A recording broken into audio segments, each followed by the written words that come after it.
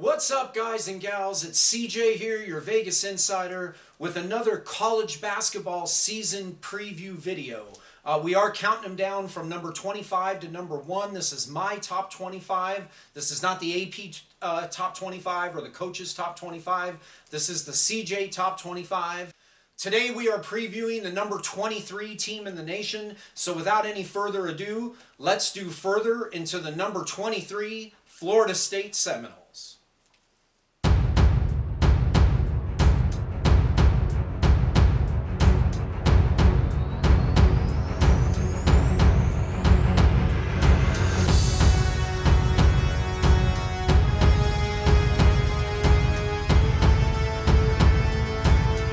All right, so coming in at number 23, we have the Florida State Seminoles.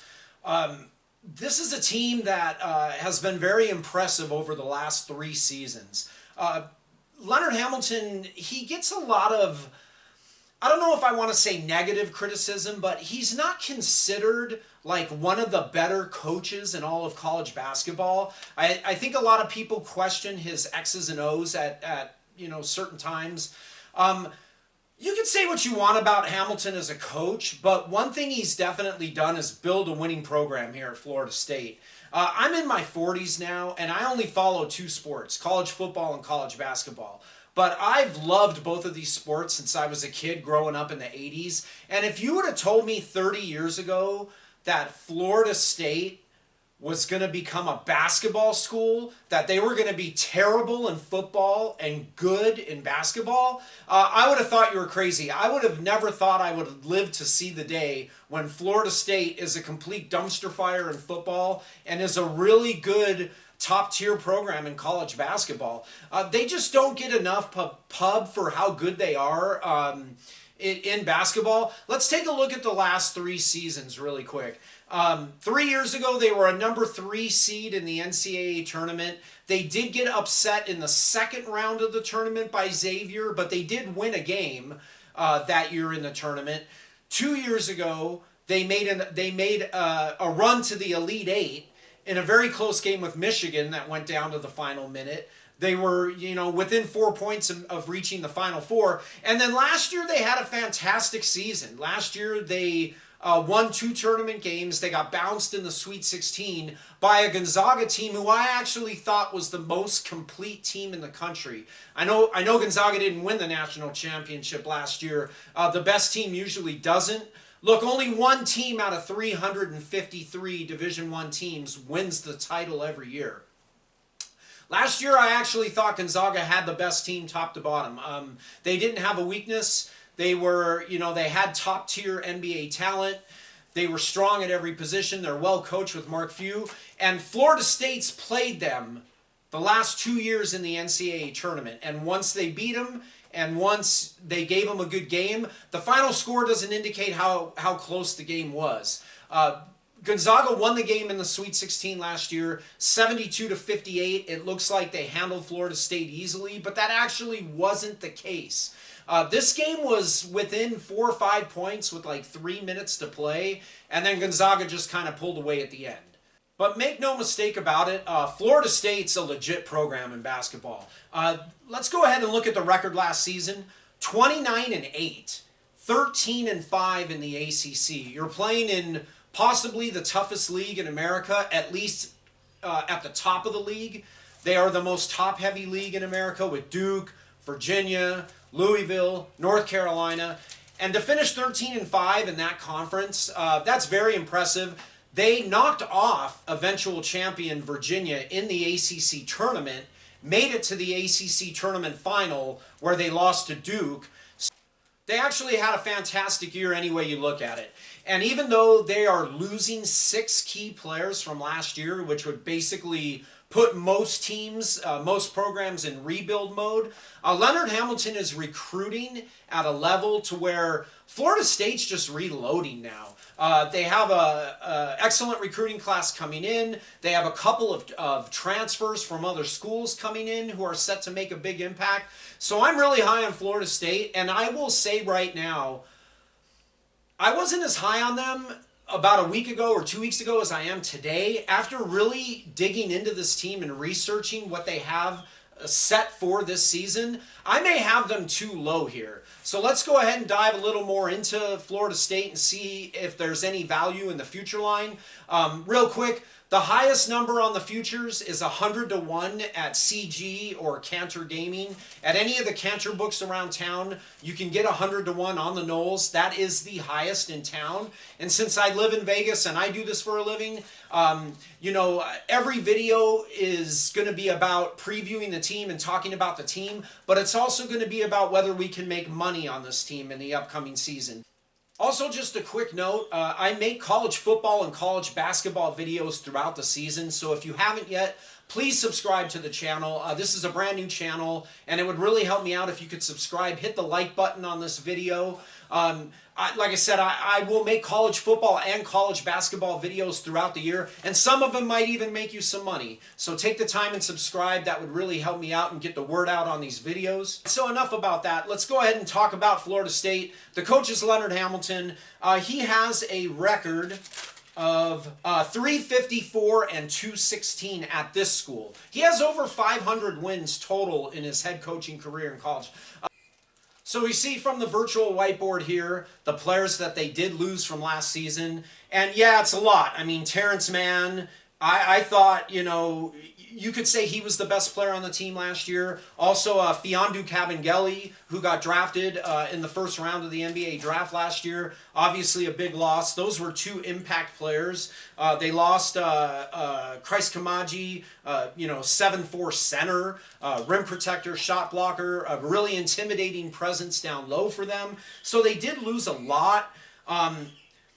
But I like what they have coming back, and it starts with Trent Forrest. Trent Forrest is, I think he's going to be an elite level point guard this year for Florida State. When they lost last year to Gonzaga in the Sweet 16, it was not because of their point guard. Trent Forrest did everything possible to keep this team in the game last year. I actually had a big future on Florida State last year, as well as 2 years ago when they reached the Elite Eight. So I watched the entire game against Gonzaga both years. And I watched the entire game last year. And Florida State did not play well against Gonzaga in the Sweet 16, at least offensively. They did not play well at all. But Trent Forrest did all he could to keep the Noles in this game. I think he's going to take a real leap this year. I think he's going to be a nationally relevant elite point guard. He's got good size at 6'4". He's got great athleticism. He does a little bit of everything for this team. He can score. He can attack the basket very well. He's an elite defender. He's one of the best on-ball man-to-man defenders in the country. And I think you're going to see him progress as far as his offensive efficiency goes. And if Florida State can get a few more assists and a few less turnovers this year, they're going to be a really good team. So it starts with a really solid lead guard in Trent Forrest, and the 2 guard is also another guy who I think can make a big leap from his sophomore to junior year, and that's MJ Walker. MJ Walker was a 5-star recruit when he came out of high school, and he hasn't really reached his ceiling yet or reached his potential. But, you know, he was only a sophomore last year. So I think he can make a jump in his junior year to be, you know, another elite guard for this team. Sometimes his shot selection isn't the greatest. You know, he struggled shooting the ball from 3 last year, and they did move the 3-point line back this year in college basketball, so we'll see how that affects him.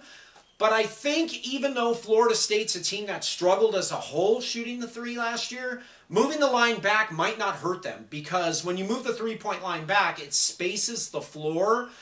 You either have to play the pack line, and if you want to cut off floor spacing as a defense, you're going to allow open 3-point shots. Even if the line has been moved back a little bit, if you're playing the pack line, the lines move back a little bit, but it's going to allow wide open shots, so you're going to get good looks.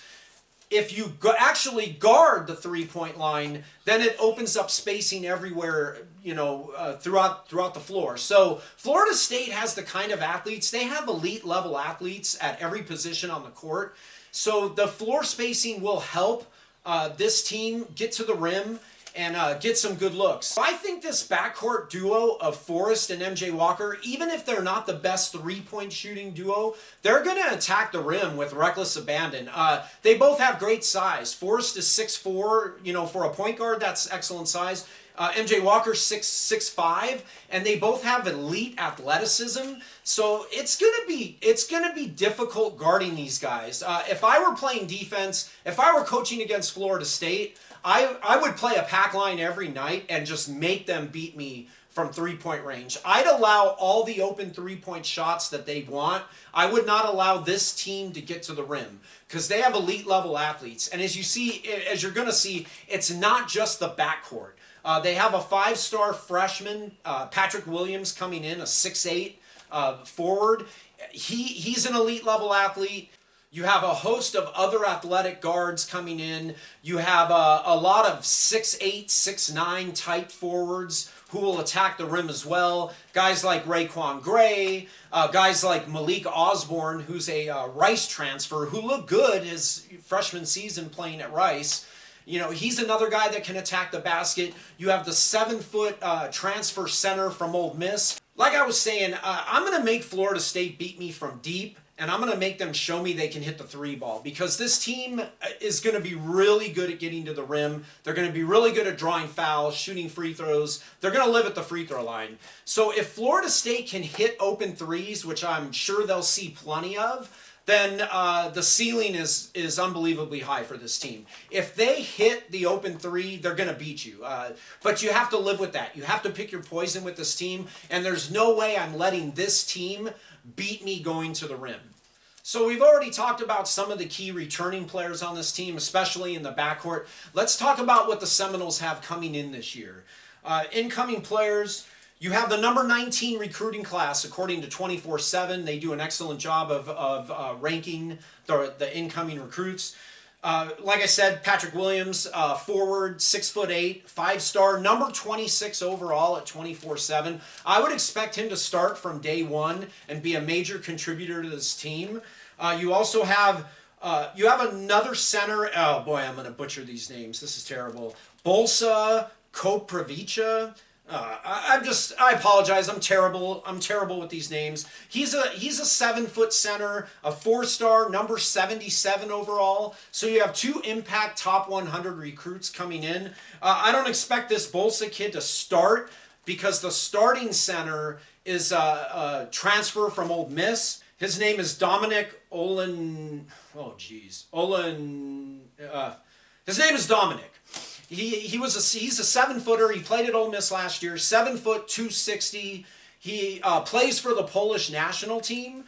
I think this guy's going to be really good. Again, it's typical Florida State. Big at every position, athletic at every position. Now they have an elite rim protector, which they had last year in Kamaji. So I think he'll fill Kamaji's spot. This team, even though it's a totally revamped, new look team, it's going to be the same old Florida State. And I just don't expect the product on the court to fall much from what it was last year. And if Malik Osborne, the 6'9" Rice transfer, blossoms and plays well in this system, again, like I said, I think at number 23, I might have this team too low. When I follow college basketball 365 days a year, and the most money you can make betting futures in college basketball occurs right after the season ends. So right after the season ends and you have a champion, usually within a couple weeks, the sports books in town, they start putting the future lines up for the next season. And all they're basing it off of is what happened in the season that just ended. So, you know, when I wasn't really paying attention to Florida State because I just said, okay, look, they're losing 6 key guys. They're losing Terrence Mann, who was one of the best players in program history. They're losing Kabengele to the NBA. They're losing Kamaji, their 7'4" rim protector. And I kind of wrote Florida State off at that point. But like I said, as I've really researched this team the last few weeks, I'm realizing that I don't think there's going to be much drop-off at all, if any. Florida State's going to be really good this year. I'm going to talk about the futures really quick. At 100-1, I think we can take a wait-and-see approach with Florida State. I'm not excited to run out and bet them at 100-1, even though I think they can be really good. But I think a lot of people are like me in that they've seen how much Florida State lost from last year, and they're not expecting much. So I think Florida State's going to fly under the radar. I think we can wait and see. I wouldn't suggest running out and betting this team right away. I think at later on in the year we can probably even get a higher number. And I'm going to talk about their non-conference schedule. I think they could drop some games early, which might make the future number go higher, and then we'll get on this team. Because I think in the beginning of the season, it might be hard to integrate all these new pieces. But by the end of the year, I think this can be a very dangerous team that come March can make a lot of noise. The assist-to-turnover ratio was not good last year. They averaged 12.8 assists and 13.3 turnovers. You always want your turnover number to be higher, or excuse me, you always want your assist number to be higher than your turnover number. It was not for this team last year. Assists per game ranked 221st or 9th in the ACC, so that wasn't good. And turnovers per game was 216th in the country, or 12th in the ACC, which is just flat out terrible. So Florida State needs to take better care of the ball, and I think that's why Leonard Hamilton gets some negativity as a coach, is because his teams year in and year out turn the ball over too much. But, Leonard Hamilton's not on the court. He can only tell the team what to do, where to go, the plays to run. If they're turning the ball over, if they're walking with it, if they're making bad passes, if they're making lazy passes, I don't know how much you blame the coach for that. So to me, this is on Trent Forrest to be the floor general I think he can be this year. Talking about the numbers, the assist to turnovers was basically almost 13-13. I'd like to see the assist to turnovers more in the 15 assists to 12 turnovers.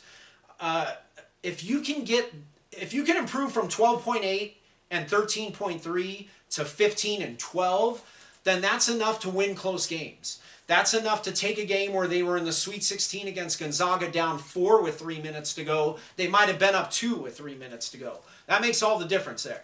Let's go ahead and put the non-conference schedule up on the board. This is not the entire non-conference schedule for Florida State. This is just the key games that matter. Florida State actually plays some pretty good teams in the non-con. As we see, they actually open up on November 6th with Pitt. So they actually open with an ACC conference game before they go into their non-conference schedule. The Pitt game is televised on ESPNU if you have that, so you can watch them play their first game on November 6th if you're a fan. November 10th, they play at Florida on ESPN. This is a huge game. This is going to be one of the best non-conference games of the season. I have Florida very, very, very high on my top 25, as you will see in the future. Florida is a Final Four and national championship contender. So we're going to find out right away how good Florida State is. And like I said, I think a reason we can wait on betting them on the future line is because the schedule starts difficult. I mean, they're going on the road against an improved Pitt team with a lot of new players, and then right after that, they got to go on the road against a Final Four contender with a bunch of new players. So it's possible Florida State could drop one of, if not both of these two games. It wouldn't really surprise me that much.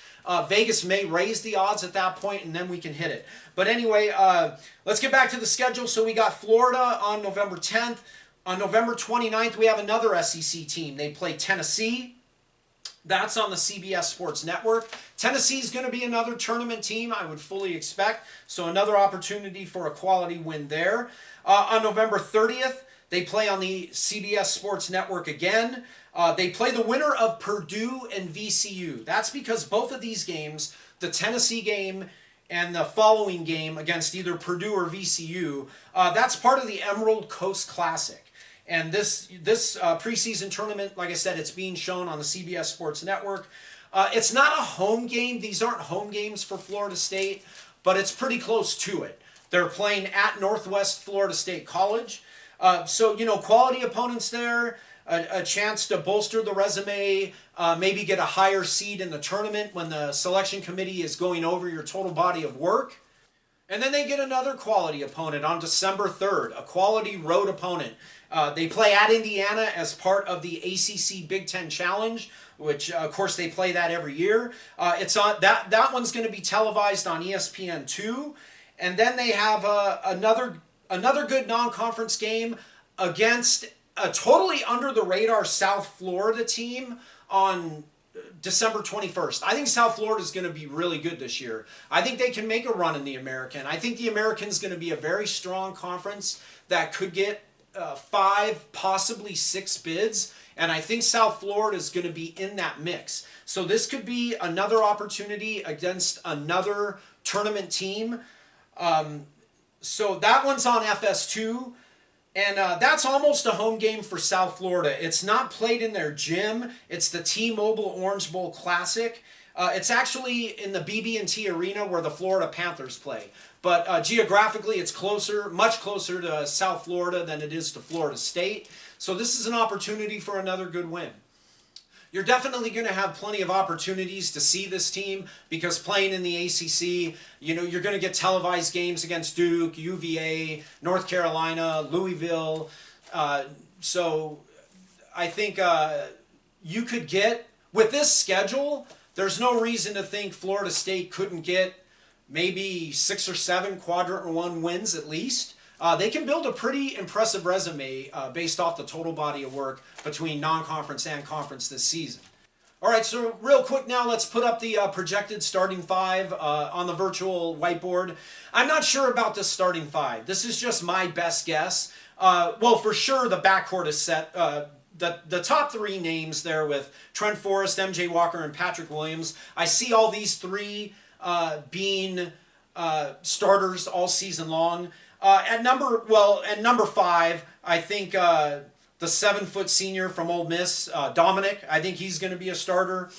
And so the only other spot really is that power forward spot, the 4 spot. I have Malik Osborne slotted in here. I think he has the most upside based on the season he had at Rice. I think he's a really good athletic 6'9" power forward. I think he could space the floor a little bit more than Raekwon Gray.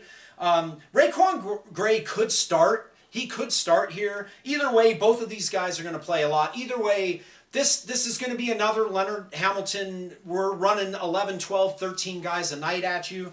And another fun fact, Florida State leads the nation in guys named Raekwon on their team. They also have another Raekwon Evans, who is a 3-star JUCO recruit who I think will play a lot. I think he'll get a lot of minutes off the bench. As well as another 3-star JC transfer, they have Nathaniel Jack, and I think he's going to play a lot too. I've been hearing some good things about him in the preseason, so he's another good size 6'4", 6'5" guard. Like I said, it's going to be more and more of that Leonard Hamilton brand. We're going to get after you. We're going to try to get in your jock for 40 minutes. And when the first team gets tired, we're going to bring in the second team. And when they get tired, we got 3 or 4 more athletic, 6'5" to 6'9" guys we can run at you. So it's a very difficult team to play against. And you're going to feel it after you play Florida State. You're going to be tired. They're physical. They have bruisers in the paint. With the center from the Polish national team going 260, 7', 260. They have another center who I'd mentioned earlier, that 4-star recruit, another 7-footer who's going to get a lot of minutes. So there's a lot to like about this team. Let's go ahead and talk about the strengths and weaknesses. The strengths of this team, they have a true floor general at point guard. And I want to make a point here. You're going to hear me talk about this all season long in college basketball. I have never seen a team win the national championship without at least a really good point guard. I've seen teams win the title without elite point guards, but I've never seen a team with an average or below point guard win the national championship. Point guard is the most important position on the floor in college basketball. Think about a quarterback in college football. How important is a quarterback in college football? That's how important your point guard is in college basketball. Now, that's different from the NBA. The NBA is totally different. Michael Jordan won lots of titles without having an elite NBA-level point guard because the NBA is more of a one-on-one game. If you're good enough to make it into the NBA, you can obviously, you can find your own shot. You can create your own scoring opportunities. LeBron James doesn't need a point guard to get him the ball where he wants it. He will take the ball where he wants it.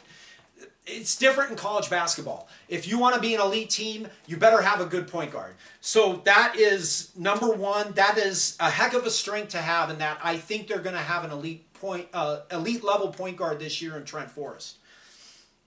They're big and physical at every position. Year in and year out, that's what Leonard Hamilton has brought to this Florida State program, and I don't see that changing this season. Depth, they can go 10 to 11 deep with ease, nothing new.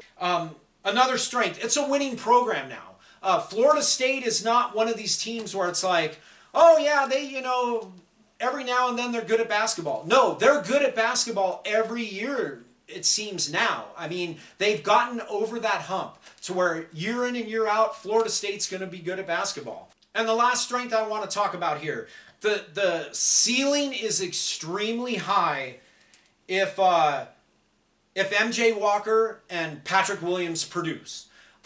You know what I think about Trent Forrest. I think he's going to be an elite level point guard. I'm not even questioning whether he will be or won't be. Even though they lost to Gonzaga in the Sweet 16, I was very impressed watching him in that game.